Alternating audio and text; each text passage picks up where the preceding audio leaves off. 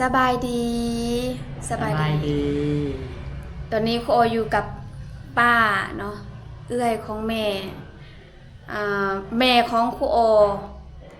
แม่เฒ่าเนาะแม่เฒ่าของครูโอหรือว่าคุณยายของครูโอกับ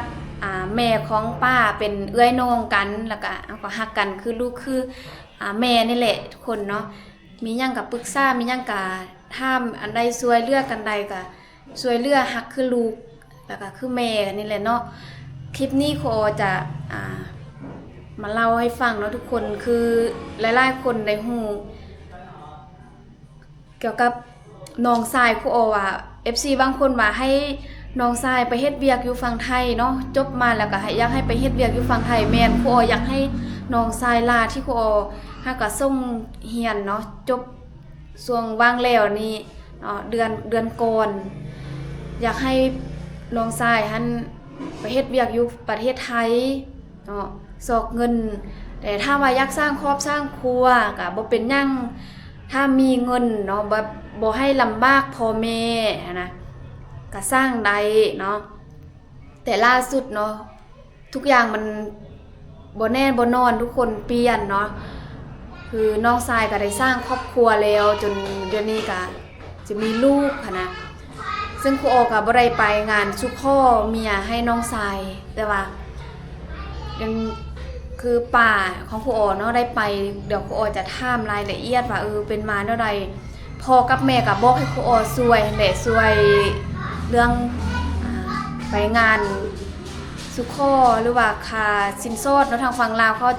จะมีสินสอดถ้าว่าเนาะถ้าว่าแต่งงานนะผู้ชายจะต้องให้สินสอดทางฝั่งฝ่ายหญิงแล้วก็ในสินสอดนั้นมีหยังแดเนาะป้าเนาะคือเรื่องสินสอดนี้มันก็แล้วแต่บางครอบครัวเขาก็เว้าหลายบางครอบครัวก็เว้าน้อยเนาะอันนี้ก็บ่คือกันคือน้องชายผู้ที่1หั่นก็จักล้านฮู้อันนี้ครูโอก็บ่ได้ไปเพราะว่าแต่งอยู่ต่างจังหวัดมีแต่พ่อกับแม่ไปแล้วก็น้องอีกผู้ที่2ที่จะแต่งงานไวๆนี่แหละถ้าบ่แม่นปีนี้ก็ปีหน้าแล้วก็อันนั้นก็สุขอดนแล้วแต่ว่าลืมละค่าสินสอดเท่าใดฮู้แล้วก็มีคำแด่ทุกคนเนาะบ่แม่นแต่มีคำมีหลายๆอย่างเนาะฮิตคองทำบัตรบ่อัน มีไอ้มีนี่จะมีคำจะมีเสื้อจะมีสิ้นจะมีผ้าห่มผ้าเสื้อน้ำอุน้ำนมอีหยังเนาะหลายอย่างน้ำโอค่ะน้ำโอน้ำนมค่าประตูบอกประตูบ้านหลายอย่างเนาะแม่เล่าให้ฟังแต่มื้อนี้ครูจะถามป้าว่าได้ไปฟังเขาเว้าแล้วเขาเว้าแนวใดป้าก็ได้ฟังฟังหน่อยนึงเนาะเดี๋ยวนี้ให้ป้าเล่าให้เราฟังว่าค่าสินสอดอันเข้าไปเว้าเวียกเนาะเว้าเวียกสุขอนเมียน้องชายหั่นค่าสินสอดนี้เท่าใดเขาเอาหยังแดป้าลองเว้าเบิ่งจะคือกับตอนที่แม่ครูเอาเว้าให้ครูเอาฟังบ่เขาเอาเท่าใดป้าค่าสินสอดเงินเท่าใดคำเท่าใดอันค่าสินสอดนี่เขาจะบอกนั่นนี่เนาะทั้งหมดนี่อันนี้นี่เพียงแต่จะโค้มาไปโค้ซื่อๆเนาะไปโค้ซื่อๆนี่เขาให้ค้างหัวตัวหนึ่งหมู่ตัวหนึ่งอย่างอันนี้ยังเป็นงานสุโคคณะงานสุโคแล้วก็อันนาเงินนี่เขาว่าเขาห้อง50 ล้านคำบาทหนึ่ง50 ล้านประหารหัวใจครูโอเลยบัดนี้เขาโตหลวงเนาะเขาโตหลวงเขาลุดให้35 ล้าน35 ล้านแต่เมื่อวานนี้ใส่แล้ว10 ล้านยังอันน่ะ25 ล้านยัง25 ล้านเวลาจะกินดองใหญ่จึงใส่ตื้มเวลาอันน่ะเดี๋ยวนี้อันลูกไผ่เดี๋ยวนี้มันมีทองแล้วคือมีทองก็คือถือผาว่าซั่นมีทองแล้วแต่ว่าเดี๋ยวนี้นี่ว่าให้กินดองบ่ทันกินดองเพราะว่าเอื้อยของเราผู้หนึ่งก็เกี่ยมสิกินดองให้เอื้อยกินก่อนบ่ให้น้องกินก่อนนี่เดี๋ยวนี้นี่โจ๊กน้องนี่บ่กินให้เอื้อยกินแล้วก็หลังจากนั้นแล้วก็ถ้าว่าอันเรื่องสินสอดสินแต่งน่ะมันจะมีอันน่ะคือว่ามันจะมีประตูบ้านมันจะมีอันน่ะอันเขาว่ามันเป็นอันน่ะลุงตานี่จะมีเงินลุงตาจะมีเงินไขประตูบ้านจะมีเงินอันเทวดาบ้านอีก นี่จะฆ่าหมูตัวหนึ่งนี่จะมาให้อันพ่อบ้านกินเด้แล้วก็ ปาด อันพี่น้องอันจำพวกอันทางลุงตาใหญ่ว่าซั่นซะให้กินหมูแล้วก็มันบ่พอแล้วจนค้างหัวตื้มเบี้ยก็น้อยๆก็ประมาณ10ปลายหลัง20หลังนั่นแหละ อันนี้ยังมันงานซุปโคแต่ว่าอันน่ะเขาว่าเนี่ยได้ซุปโคให้สู้เป็นดองหน่อยเขาก็เฮ็ดบ่ได้เขาว่าบ่ได้หลังจากเกิดลูกเกิดเต้านี่จะให้กินดองตื่นเป็นอย่างนั้นเฮ็ดของประเพณีแล้วก็ลูกชายอันของอันน่ะน้องสาวนี่เพิ่นก็บ่ได้หาเงินหาทองเทื่อเพิ่นดังเพียนมาแล้วก็เป็นอันลูกโคอันมันลูกอันโคโอนี่แหละเป็นโคโอนี่เป็นเอื้อยเนาะแล้วแม่ก็เอิ้นว่าลูกเพิ่นส่งไปหำไปเฮียนอยากให้มาอันซอกเงินซอกทองเอาทุนเอาฮอนก้อนแล้วค่อยเอาลูกเอาเมียแต่แนวได้ก็บ่สร้างสิว่าอันเรื่องลูกเรื่องเต้ามาเจอแนวนั้นก็จำเป็นได้เอาพ่อแม่ก็บ่มีเงินบ่มีทองพ่อแม่ก็ แม่ เท่าแก่ พ่อแม่ก็ไปยืมมื้อนั้นล่มแล้วก็พิษน้ำโคโอ อันนี้ก็พี่น้องก็หลายคนเนาะเขามีพี่น้องหลายคนก็ช่วยกันผู้หนึ่งเท่าได้บางคนก็5แสนบางคนก็6แสนบางคนก็ล้าน1-2 ล้านนี่ได้มาก็ได้จำนวนหนึ่งแต่ว่าช่วยกันหั่นนะเอาแห่งกันช่วยกันมาใส่อันค่าสินสอดให้อันน่ะลูกชายอันนี้ก็เป็นความสามัคคีพี่ๆน้องๆเฮาก็หลายคนผู้ใดก็ช่วยกันหั่นแหละมันจึงพอเวียกพองานมันจึงสำเร็จเสร็จสิ้นเนาะสำเร็จเสร็จสิ้นแล้วก็แล้วนี่ก็อันเวียกเก็บต่อไปนี่ถ้าว่าอันเกิดลูกเกิดเต้าแล้วก็จะ6 เดือนแล้วก็เฮ็ดงานดองตื้มมันบ่แล้วกับอัน เฮ็ดงานดองแล้วก็เอาถ้าว่าเมียไปอยู่เฮือนของทางฝ่ายซ้ายก็คือทางผู้อ่อนนี่ก็จะต้องได้เอาไผมาเฮือนอีกเนาะ ให้ โอ้ มาเฮือนอีกก็แพง เมื่อย เอาไล่เอาให้มาเฮือนก็ทางลุงตาพุ่นก็มาฮอดเฮือนอันไฟทรายก็จะได้ค่าหมู่ค่านั้นอันนี้ตึมนี่อายมันก็ตายก็หมู่เลยไหมอันละหมดตัวอายก้อนอันละไว้กี่น้องถ่ายรูปอันละไว้ติเนาะหากินมาเอาดอมกันอันนั้นเด้อันดมอันเว้าอันเรื่องแต่อันลูกโคโอเนี่ยก็โอ้เราก็เป็นคนสู้ซนเป็นคนผ่านทุกข์ผ่านยากแต่ว่าจะสร้างครอบครัวก็บ่อยากสร้างย้อนเบิ่งแยงลูกอันนั้นน้องนุ่งตัวเองนั่นแหละเพิ่นก็อดสู้ทนเฮ็ดเวียกพักเวียกรัดก็ได้อัน5 ปีจึงได้เข้ารัฐกร ถึงบรรจุจึงได้เงินเดือน บรรจุจึงได้เงินเดือนซ่อนอยู่เมืองพาเนี่ยเป็นรถจักรไปมาลังเทือก็ล่มลังเทือก็ล่มจนเป็นบาดเป็นแผลจนเจ็บจนป่วยอันความเพิ่นสู้ส้นจนฮอดปัจจุบันนี้เนาะปัจจุบันนี้ก็ถือว่าเพิ่นนี่ดีสุดน่ะมีความอดทนสุดยอดแต่แม่ป้าก็สมเสย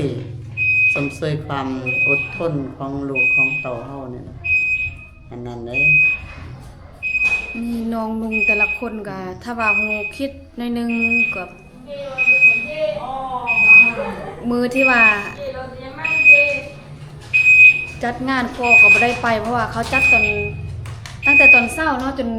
ฮอดแรงเพราะว่าก่อนมือที่จัดงานแม่ก็โทรหากับโคก็ลง เรื่องค่ะน้องใจวิทย์นะเกิดตายตีตายกี่หมดแล้วตายกี่น้องคือหมด ลมนำ พ่อกับแม่เขาก็มีปากเสียงน้อยหนึงว่าครูอปะทิมบ่แม่นว่าปะทิมครูอก็บ่มีแท้ๆสิสวยน้องหั่นนะเพราะว่าที่ผ่านมาส่งเรียนก็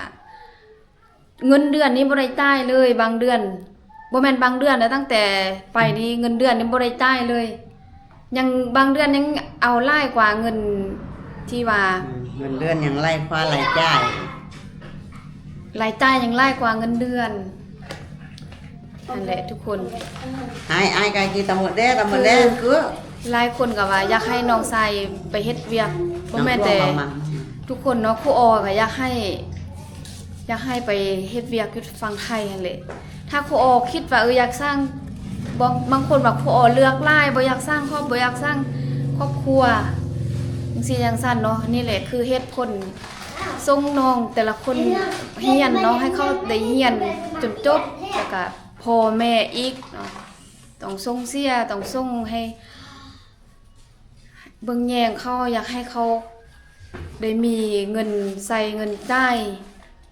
คือพ่อแม่คนอื่นนะสุดท้ายมาเป็นแบบนี้สุดท้ายตัวเองก็มาป่วยคือทุกคนได้ฮู้เลยไปฟังไทยให้หลายเทื่อเนาะไปโรงหมอไปโรงพยาบาลทางฝั่งไทยกินยาทางฝั่งไทยหั่นมาก่อนมือนี่หั่นก็จน เดี๋ยวนี้ กลับมาป่วยอีก เดี๋ยวนี้แม่ป้าก็อยากให้อังโอนี่สร้างครอบครัวซะแม่ก็ อยากไปเห็นอันครูหักพละนะสามีของ อันลูกอันนางโอยนะแม่ก็อยากเห็นดีอยากให้เพิ่นสร้างครอบสร้างครัวแด่ผู้ใดนะสนใจก็ บ่ต้องเว้าอายแล้ว มันใกล้ยามแล้ว ใกล้ยามสิเอาผัวบ่มีแล้วรุ่นจึงคนที่จะเอาเงินเก็บก็บ่มีเงินอยู่ก็บ่มีรถลากคือคนอื่นรถที่พอมี บ่ใกล้น่ะบ่ใกล้หยังบ่ใกล้เถื่อก ำลังใจจากฟ้า เขาจนจดขึ้น นั่ นั่ น น บ่ใกล้ เป็นวัตถุโบราณแล้ว เขา บ่ใกล้น่ะได้ก็ เขาขึ้นทะเบียนเป็นนันวัตถุโบราณ จำได้แม่ป้าก็ แห่ ยัง ง ศาสตร์ อยู่เนี่ยแม่ป้าจะยังได้ให้นั่งพักผ่อนครูโอแหละ อันนี้ครูออกก็แบบบ่ตั้งใจว่าสิมานี่เนาะบ่ได้มาโดนแล้วก็ได้ยินว่าป้าไปงานน้องชายหั่นครูออกก็กลับแหละอาทิตย์แล้วกลับแต่ว่า แม่ก็บอกว่าให้ซวยน่ะครูออกก็บ่มีซวยเนาะก็เลยมีปากเสียงน้อยหนึงกับพ่อกับแม่แล้วก็เฮ็ดเอาได้ก็แนวมันบ่มีจะเอาให้เฮามีไปให้เฮาไปยืมนำคนนี้คนหน้าก็บ่มีคือกันแล้วแม่บอกว่าพ่อกับแม่ไปซอกยืมนำญาติพี่น้องหั่นน่ะครูก็ลำบากใจเนาะพ่อบอกว่าถ้าว่ายืมแล้วก็แบบถ้าว่ายืมแล้วให้น้องชายหันเป็นผู้ใช้หั่นน่ะป่าว่าแนวใดอันสิ่งที่ล้านเว้านี่ผิดหลายบ่ สิ่งที่ร้านบอกเนี่ยมันก็ถูกอยู่แต่ว่าอันบางคนบ่เข้าใจก็ว่ามันผิดมันก็บ่ผิดแหละเพิ่นก็เว้าเพื่ออนาคตของลูกของเต้าหั่นแหละก็การจบการจ่ายประหยัด สงสารพ่อแม่ พ่อแม่เฒ่าแก่แล้วเดี๋ยวนี้พ่อแม่ก็บังอันจะเอาเงินทองนำลูกนำเต้าเดี๋ยวนี้ลูกเต้าก็ยังมาเอานำพ่อนำแม่อันนี้ก็อยากให้อันลูกเต้าเฮาทั้งหมดทั้งมวลนะให้เข้าใจว่าเนาะบ่แม่นอันจังซี่